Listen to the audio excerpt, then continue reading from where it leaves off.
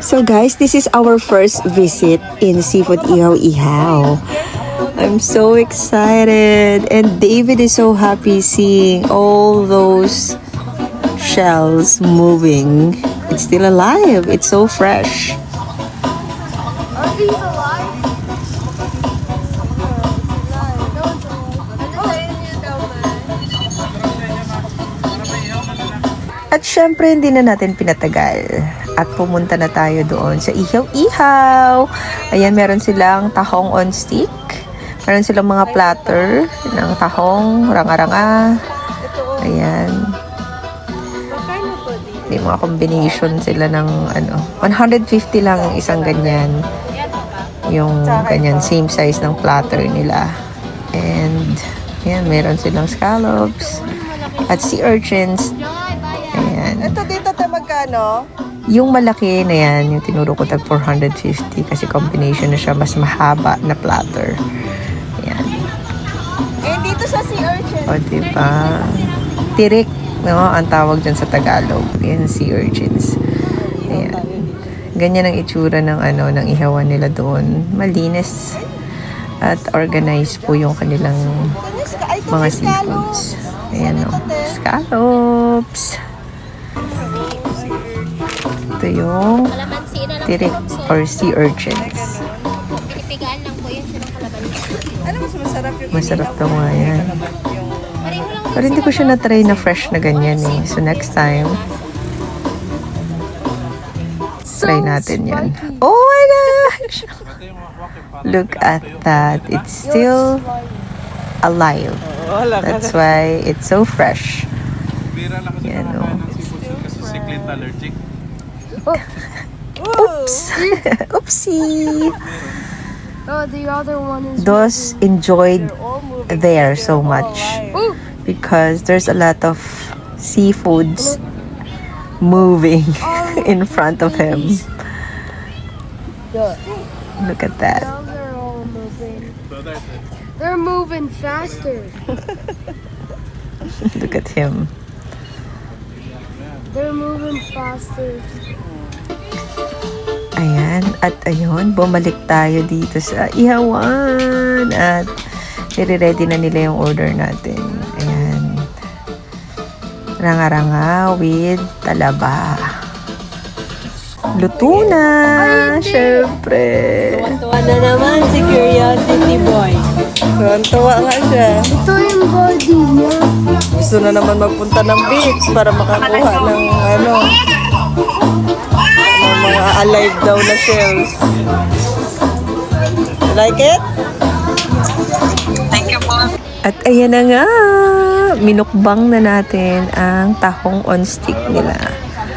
It's so delicious. Ang sarap nung sauce na pinahid nila doon sa sa tahong. Yummy. At yan, ang ranga-ranga.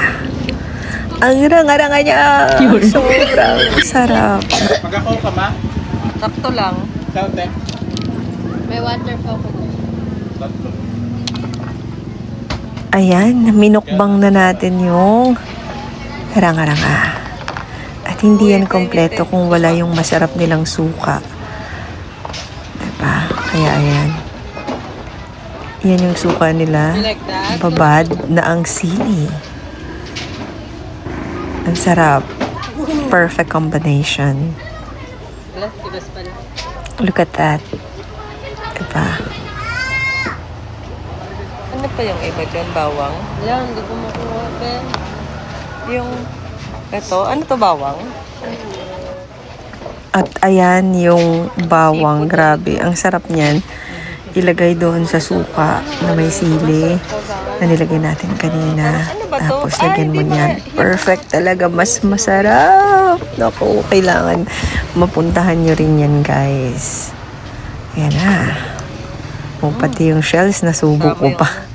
May shells pa yan, sis. Ayan. Ang sarap guys, lalo pag mainit pa yung ranga-ranga. Kailangan pag hinain siya, kainin nyo siya agad. Kasi pag patagalin nyo, titigas yung ranga-ranga eh. So you better eat it while it's hot. Ayan. Ang daming ranga-ranga. God bless. Ang sarap.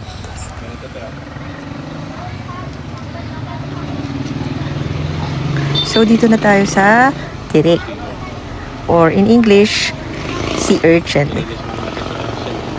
Ganito pa? Ayun lang guys, no, yung pinaihaw ko siya, kasi iniihaw nga nila, parang nawala yung laman niya, no. So, next time I will try na kainin siya na fresh, yung sinasabi nila na lagyan lang ng kalamansi. Pero dun sa mga mahihilig, no, at may favorite sa sea urchins, ano po ba yung best way na kainin ito? Yung inihaw o yung fresh lang na nilagyan lang ng kalamansi?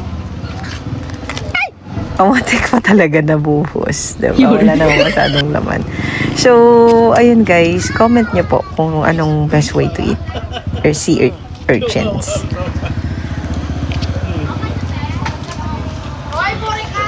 At sino naman ang burikat na yan? Ito naman.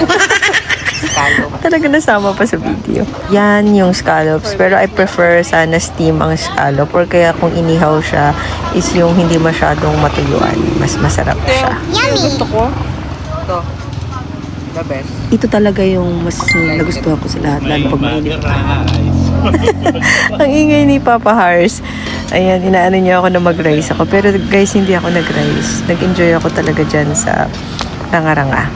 Iyan ang pinaka nagustuhan ko dyan of all the seafoods or seashells na kinain namin that night. Ayan naman guys, talaba. Natikman ko na rin yung fresh niyan, na kalamansi lang yung nilalagay. Akin to? Lasang dagat. Pag inihaw siya guys, okay lang din. Pero hindi ako fan ni talaba talaga, no? Pero natikman ko na siya na fresh kasi curious din ako dati kung anong lasa nun. So, binilihan ako ng aking asawa na si Harry para matikman ko rin yon at ayun, na-vlog ko din yon. Pero ang mas nagustuhan ko talaga dyan sa lahat ng kinain namin dyan is yan, yung tahong, isa rin yan sa masarap. Pero mas lamang sa panlasa ko talaga na gusto ko talaga yung ranga-ranga. Oo. Dati ang pinapangarap ko lang na ihawin yung pasyak, no? Yung parang malaking sikad-sikad. Itong ranga-ranga, grabe, ang laki. Masarap talaga siya guys. And eat it while it's hot. Remember that. Kasi pag malamig na siya, kukunat siya. And ayan, may nakakatawa lang dyan, no, sa kasi na-post ko na nakaraan sa reels ko yung pagkain ko ng malaking ranga-ranga, no. May inaalis pala dyan, guys. So, no, may inaalis pala dyan kasi that's my first time na ako talaga yung nag-pull out nung laman ng ranga-ranga.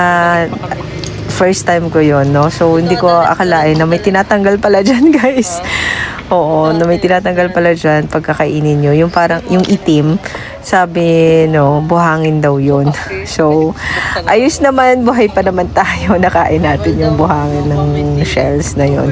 So, ayan, hindi ko akalain na tinatanggal pala yun. There are some ranga-ranga na wala siyang buhangin eh. So, I'm wondering, bakit yung iba meron, tapos parang may egg siya. So, siguro, sa nakakaalam po, bakit po yung ibang ranga-ranga walang buhangin? It's because na nailabas na nila kasi matagal na silang nahuli. Or it's because yung may buhangin is yun yung merong itlog, that's the female. Ganon. Sa mga nakakaalam din po, i-comment nyo rin po dyan.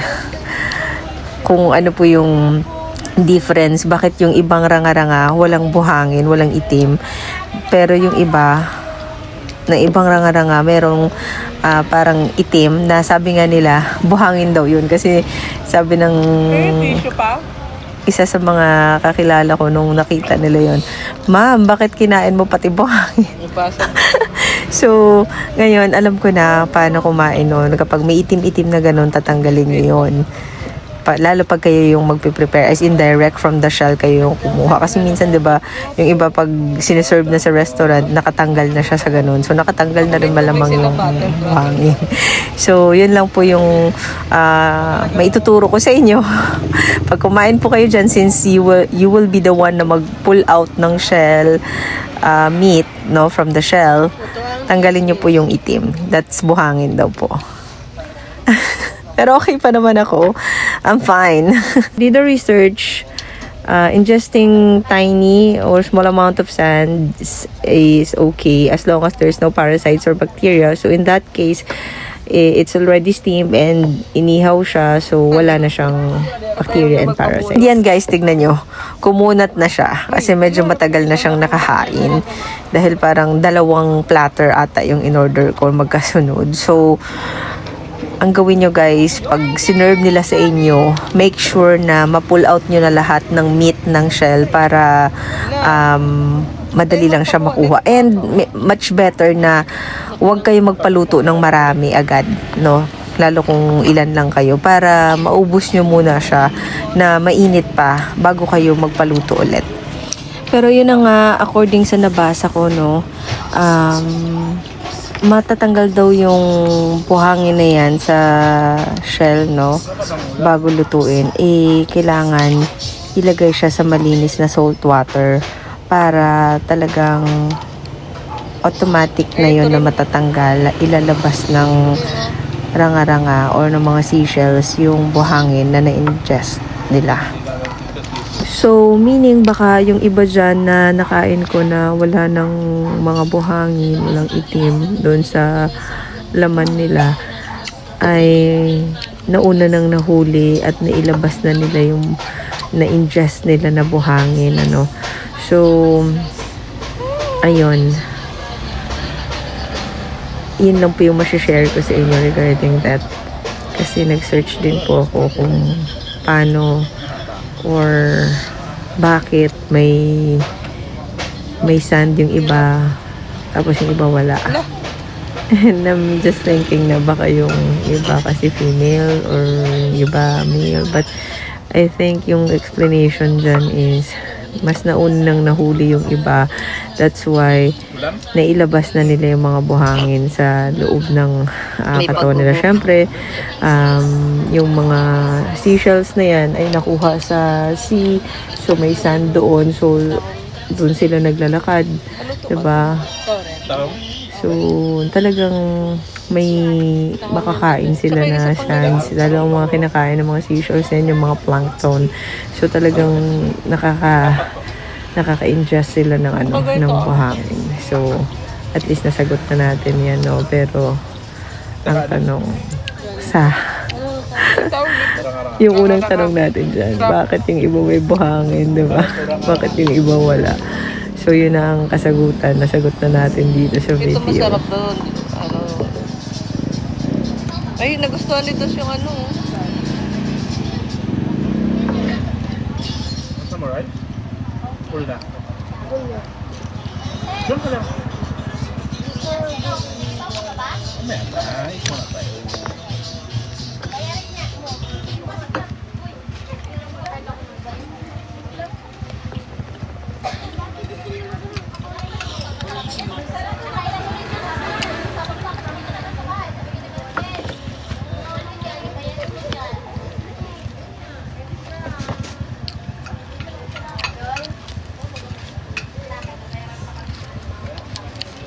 Uy, sarap ng ranga-ranga. Tapos yung sausawan, ang sarap.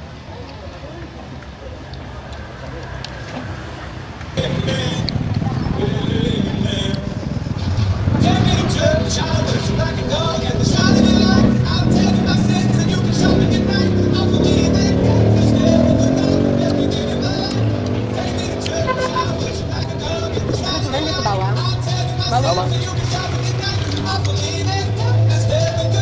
Pull na. Ay, hala, sorry ngayon ko na nabasa. Sige tayo, pagsakmot eh. Batak na O, diba? Habang nag-vlog tayo na kumakain, nasa earning up din tayo niyan. So, sa mga gusto rin pong kumita ng dollar with easy task, mag-PM po kayo sa akin. Legit yan, guys. As in, 100,000s na rin po yung na-withdraw natin dyan. So, PM is the key. Ito masarap pa. Init pa. Dahan-dahan na. Pag natubrahan ka yan, pakibagdag. Hirap sa laban niya. Okay. Last na. And ayun, nag-remind na si Papa Hars na Kailangan mainit pa siya. Tanggalin na agad sa baka daw hindi ako matunawan. So, ayun, sabi ko last na. Kasi pag matagal pa kunin, mahirap na siya hilain. Help me, Papa, remove. Pa. Kailangan i-remove na siya agad. Para hindi na mag-ano. Hop! Ano yan ako? Mainit.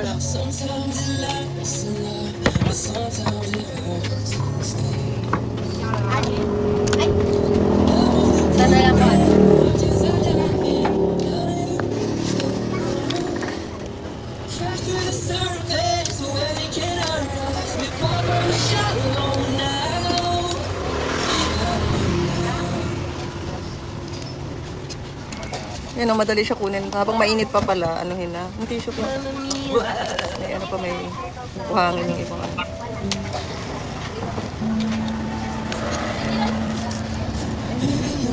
Yan pala yun, para madali maano ng mukha. Ay, ito the best, oh.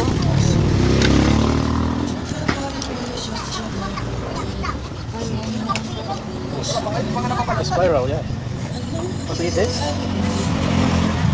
No? Why not? Because you saw it moving earlier? Ayaw niya? Ayaw. Uy, ang laki nito. Ang laki.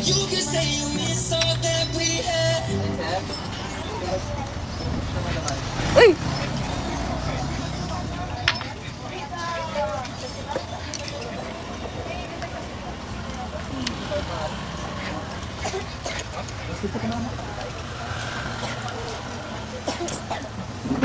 Sarap mo.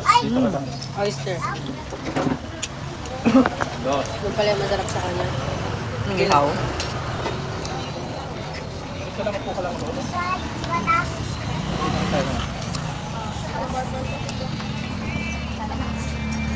Masarap talaga pag nakikaw na pero yung mercury yung pag-fresh pa siya.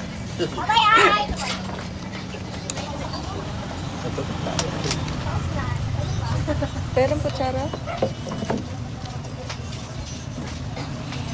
Kutsara, paano wala na yung kutsara ko? May, akin na lang pa, may upo. Ah!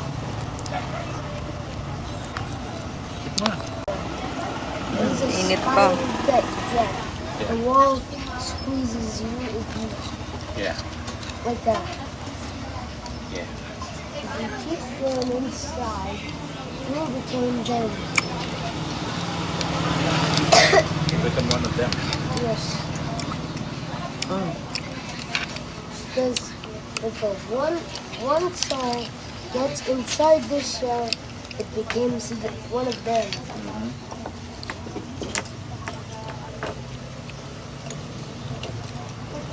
Ito yung with cheese.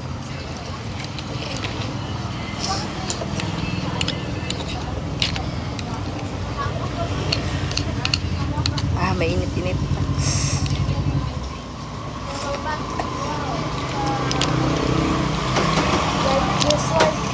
So the soul evolves into those weird creatures and then enter the shell and become food.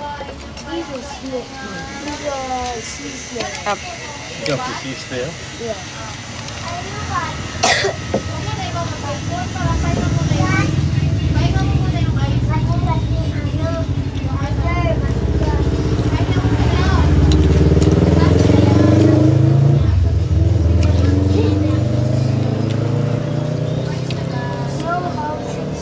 Bilis lumamig nito.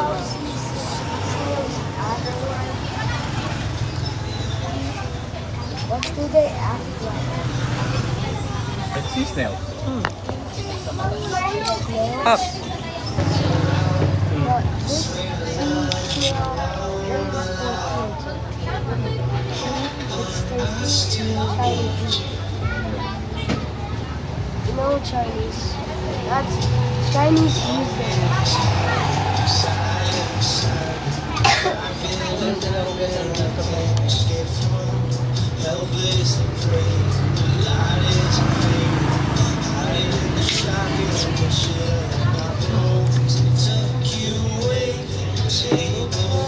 luck, ma. Kaya mo yan.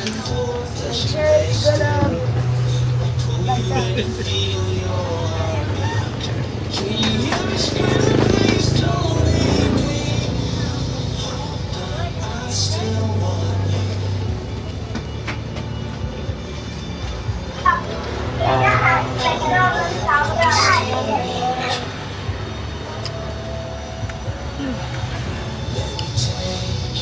Ang masaya sa pag mainit-init pa. Pag lumabigyan din ang sarap. Para makunat na pusin na.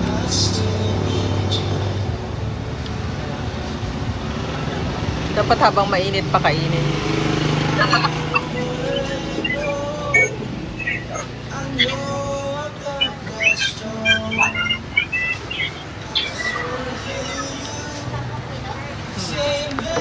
Pag-grill mo siya na lang.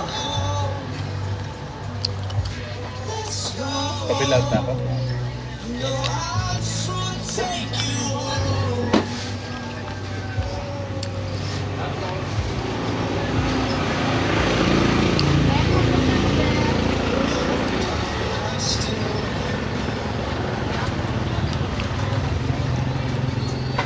Grabe.